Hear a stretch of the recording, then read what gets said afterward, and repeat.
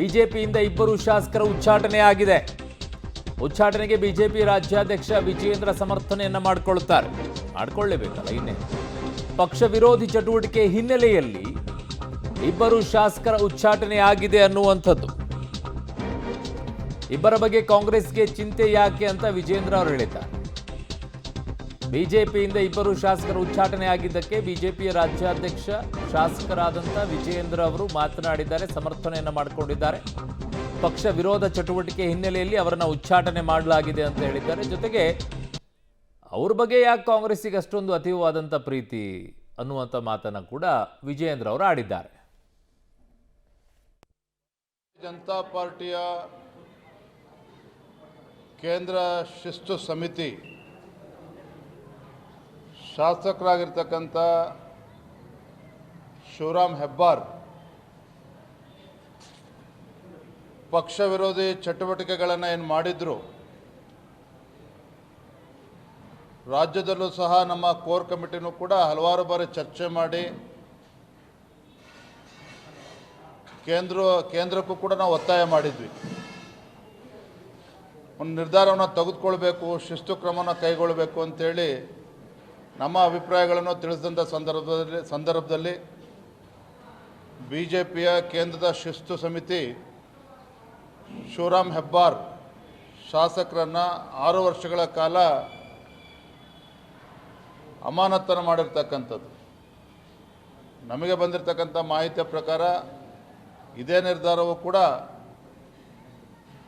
T Somashekar ಅವರ ವಿಚಾರದಲ್ಲೂ ಕೂಡ ಈಗಾಗಲೇ ತೀರ್ಮಾನವನ್ನು ತೆಗೆದುಕೊಂಡಿದ್ದಾರೆ. ಆ ಪತ್ರ ಇನ್ನೂ ಕೂಡ ಬಂದಿಲ್ಲ. ಹಾಗಾಗಿ ಟಿ ಸೋಮಶೇಖರ್ ಏನು ಯಶವಂತಪುರ ವಿಧಾನಸಭಾ ಕ್ಷೇತ್ರದ ಶಾಸಕರು, ಅದೇ ರೀತಿ ಶಿವರಾಮ್ ಹೆಬ್ಬಾರ್ ಇಬ್ಬರು ಬಿಜೆಪಿ ಶಾಸಕರು ಪಕ್ಷ ವಿರೋಧಿ ಚಟುವಟಿಕೆಗಳ ಹಿನ್ನೆಲೆಯಲ್ಲಿ ಅವರ ವಿರುದ್ಧ ಈ ಒಂದು ಶಿಸ್ತು ಕ್ರಮವನ್ನು ಕೈಗೊಂಡಿದ್ದಾರೆ. ಇಬ್ಬರು ಶಾಸಕರನ್ನ ಈಗ ಪಕ್ಷ ಅಮಾನತು ಮಾಡಿದೆ. 6 ವರ್ಷಗಳವರೆಗೂ ಕೂಡ ಅವರು ಬಿಜೆಪಿಯಲ್ಲಿ ಇರೋದಿಲ್ಲ. ಯತ್ನಾಳ್ ವಿಚಾರದಲ್ಲಿ, ಬಸವನಗೌಡ ಪಾಟೀಲ್ ಯತ್ನಾಳ್ ಅವರ ವಿಚಾರದಲ್ಲಿ ತೆಗೆದುಕೊಂಡಂಥ ನಿರ್ಣಯ ಹೇಗಿದೆಯೋ ಹಾಗೆ ಇವರಿಬ್ಬರು. ಬಟ್ ಈ ವ್ಯತ್ಯಾಸ ಏನು ಅಂತಂದರೆ ಇವರಿಬ್ಬರು ಕಾಂಗ್ರೆಸ್ನಲ್ಲಿ ಗುರುತಿಸಿಕೊಂಡಿದ್ರು, ಯತ್ನಾಳ್ ಅವರು ಕಾಂಗ್ರೆಸ್ನಲ್ಲಿ ಗುರುತಿಸಿಕೊಂಡಿರಲಿಲ್ಲ. ಬಟ್ ಪದೇ ಪದೇ ಟೀಕೆಯನ್ನು ಮಾಡ್ತಾ ಇದ್ರು. ಅವ್ರು ಹೇಳಿದ್ದಾರೆ, ನಾನು ಕಾಂಗ್ರೆಸ್ಸಿಗೆ ಹೋಗೋದಿಲ್ಲ, ಕಾಂಗ್ರೆಸ್ ನನಗೆ ಆಗೋದಿಲ್ಲ ಅಂತ ಹೇಳಿ. ಬಟ್ ಶಿವರಾಮ್ ಹೆಬ್ಬಾರ್ ಮತ್ತು ಸೋಮಶೇಖರ್ ಅವರು ಮೂಲತಃ ಬಂದಿದ್ದು ಅಲ್ಲಿಂದಾನೆ, ಈಗ ವಾಪಸ್ ಅಲ್ಲಿಗೆ ಹೋಗ್ತೀವಿ ಅಂತ ಹೇಳ್ತಾ ಇದ್ರು. ಆಗಾಗ ಗುರುತಿಸ್ಕೊಳ್ತಾ ಇದ್ರು. ನನ್ನ ಸಹೋದ್ಯೋಗಿ ಪೊಲಿಟಿಕಲ್ ಬ್ಯೂರೋ ಹೆಡ್ ಆಗಿರುವಂತಹ ರವೀಶ್ ನನ್ನ ಸಂಪರ್ಕಕ್ಕೆ ಸಿಗ್ತಾ ಇದ್ದಾರೆ. ರವೀಶ್, ರೋಗಿ ಬಯಸಿದ್ದು ಹಾಲು ಅನ್ನ, ವೈದ್ಯರು ಹೇಳಿದ್ದು ಹಾಲು ಅನ್ನ ಅನ್ನುವಂಗ ಆಗ್ಬಿಟ್ಟಿದೆ. ನಾವು ಪಕ್ಷದಿಂದ ಹೋಗಲ್ಲ, ನಮ್ಮನ್ನು ಉಚ್ಚಾಟನೆ ಮಾಡಿ ನಾವು ಸ್ವತಂತ್ರವಾಗಿ ರೆಕ್ಕೆಯನ್ನು ಬಿಚ್ಚಿಕೊಂಡು ಹಾರಾಡ್ತೀವಿ ಅನ್ನುವಂಥದ್ದನ್ನು ಅವ್ರು ಪದೇ ತೋರಿಸ್ಕೊಳ್ತಾ ಇದ್ರು. ಅದೇ ರೀತಿಯಾಗಿ ಅವ್ರನ್ನ ಉಚ್ಚಾಟನೆ ಮಾಡಿ ಹಾರಾಡ್ರಪ್ಪ ನೀವು ಅಂತ ಬಿಟ್ಟಂಗೆ ಕಾಣಿಸ್ತಾ ಇದೆ ಅಲ್ವಾ?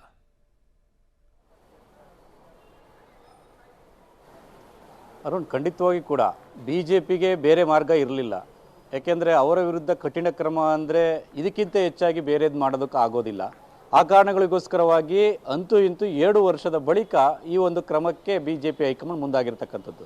ಯಾಕೆಂದರೆ ಕಾಂಗ್ರೆಸ್ ಸರ್ಕಾರ ಅಸ್ತಿತ್ವಕ್ಕೆ ಬಂದಾಗಿನಿಂದನೂ ಕೂಡ ಅದೊಂದು 2-3 ತಿಂಗಳಾದ ಬಳಿಕ ಇವರು ವರಸೆಯನ್ನು ಶುರು ಮಾಡಿದ್ರು. ಪಕ್ಷಕ್ಕೆ ಮುಜುಗರ ತರುವಂಥ ಹೇಳಿಕೆಗಳನ್ನು ಕೂಡ ಕೊಡ್ತಾ ಇದ್ರು. ಆದರೆ ಲೋಕಸಭಾ ಚುನಾವಣೆ ಇತ್ತು. ಲೋಕಸಭಾ ಚುನಾವಣೆಯಲ್ಲಿ ಹೆಚ್ಚು ಕಡಿಮೆ ಏನಾದರೂ ಆಗ್ಬೋದಾ, ಅಥವಾ ಎಲ್ಲೋ ಒಂದು ಕಡೆ ಈ ಇಬ್ಬರು ಶಾಸಕರನ್ನು ಉಚ್ಚಾಟನೆ ಮಾಡಿದ್ರೆ ಪಕ್ಷದ ಸಂಘಟನೆ ಮೇಲೆ ಬೇರೆ ಕಡೆ ಪರಿಣಾಮ ಬೀರ್ಬೋದಾ ಅನ್ನೋ ಒಂದು ಆತಂಕವೂ ಕೂಡ ಇತ್ತು. ಆ ಕಾರಣಗಳಿಗೋಸ್ಕರವಾಗಿ ಏನೋ ಇರಲಿ ಬಿಡಿ ಅಂತ ಆ ಸಂದರ್ಭದಲ್ಲಿ ಬಿಟ್ಟಿದ್ರು. ಅದಾದ ಬಳಿಕ ಎಲ್ಲೋ ಒಂದು ಕಡೆ ಬೇರೆ ಕಾರಣಗಳಿಗೋಸ್ಕರವಾಗಿ ಸಂಘಟನೆಯಲ್ಲಿ ಆಗ್ತಾ ಇರ್ತಕ್ಕಂಥ ಕೆಲ ಗಲಾಟೆಗಳು ಕೂಡ ಅದನ್ನು ಬಿಜೆಪಿ ಹೈಕಮಾಂಡ್ ನೋಡ್ಕೊಂಡು ಬಂದಿತ್ತು. ಅಂದರೆ ನಮಗೂ ಕೂಡ ಟೈಮ್ ಬೇಕು, ಟೈಮ್ ಇರುತ್ತೆ, ಆಮೇಲೆ ನೋಡಿ ನಮ್ಮ ಕ್ರಮವನ್ನು ಅಂತೇಳಿ. ಹಾಗಾಗಿ ಶಿಸ್ತಿನ ಪಕ್ಷ ಅಂತ ಅನ್ಸ್ಕೊಂಡಂಥ ಸಂದರ್ಭದಲ್ಲಿ ಈ ರೀತಿನ ಮಾಡೋದು ಬಿಜೆಪಿ ಹೈಕಮಾಂಡ್ ನಡವಳಿಕೆ ಇದೇನಾ ಅನ್ನೋ ಪ್ರಶ್ನೆಯನ್ನ ಕಾರ್ಯಕರ್ತರು ಕೂಡ ಒಂದು ರೀತಿಯಲ್ಲಿ ಪ್ರಶ್ನೆ ಮಾಡ್ತಾ ಇದ್ರು. ಹಾಗಾಗಿ ಎಲ್ಲೋ ಒಂದು ಕಡೆ ಕಳೆದ 2-3 ತಿಂಗಳಿಂದಲೂ ಕೂಡ ಒಂದು ರೀತಿಯಲ್ಲಿ ಸ್ಟೇಜ್ ಬೈ ಸ್ಟೇಜು ಒಂದು ರೀತಿಯಲ್ಲಿ ಶಿಸ್ತನ್ನು ಸರಿದಾರಿಗೆ ತರುವಂಥ ಕೆಲಸಕ್ಕೆ ಮುಂದಾಗ್ಬಿಡ್ತಾ ಬಿಜೆಪಿ ಹೈಕಮಾಂಡ್ ಅನ್ನೋದು ಕೂಡ ಇವರ ಕ್ರಮಗಳಿಂದ ಗೊತ್ತಾಗ್ತಾ ಇದೆ. ಮೊದಲು ಯತ್ನಾಳ್ ಅವ್ರನ್ನ ಉಚ್ಚಾಟನೆ ಮಾಡಿದ್ರು. ಯತ್ನಾಳ್ ಅವರು ಡಿಫ್ರೆಂಟ್ ಕೇಸು. ಅವರು ಎಲ್ಲೋ ಒಂದು ಕಡೆ ಯಡಿಯೂರಪ್ಪ ವಿಜಯೇಂದ್ರ ವಿರುದ್ಧ ತಿರುಗಿ ಬಿದ್ದಿದ್ರು. ನಾನು ಬಿಜೆಪಿಯ ನಿಷ್ಠಾವಂತ, RSSನ ನಿಷ್ಠಾವಂತ, ಹಿಂದೂ ಧರ್ಮದ ಪ್ರತಿಪಾದಕ, ಈ ರೀತಿಯ ವಿಚಾರಗಳನ್ನು ಎತ್ತುತ್ತಾ ಎಲ್ಲೋ ಒಂದು ಕಡೆ ವಿಜಯೇಂದ್ರ ಮತ್ತು ಅವರ ಕುಟುಂಬದ ವಿರುದ್ಧ ತಿರುಗಿ ಬಿದ್ದು ಹೇಳಿಕೆಗಳನ್ನು ಕೊಡ್ತಾ ಇದ್ರು. ಅದು ಪಕ್ಷಕ್ಕೂ ಕೂಡ ಮುಜುಗರ ಆಗ್ತಾ ಇತ್ತು. ಅವ್ರನ್ನ ಉಚ್ಚಾಟನೆ ಮಾಡಿದ್ದಾರೆ 6 ವರ್ಷಗಳ ಕಾಲ, ಅದೊಂದು ಕೂಡ ಆಯಿತು.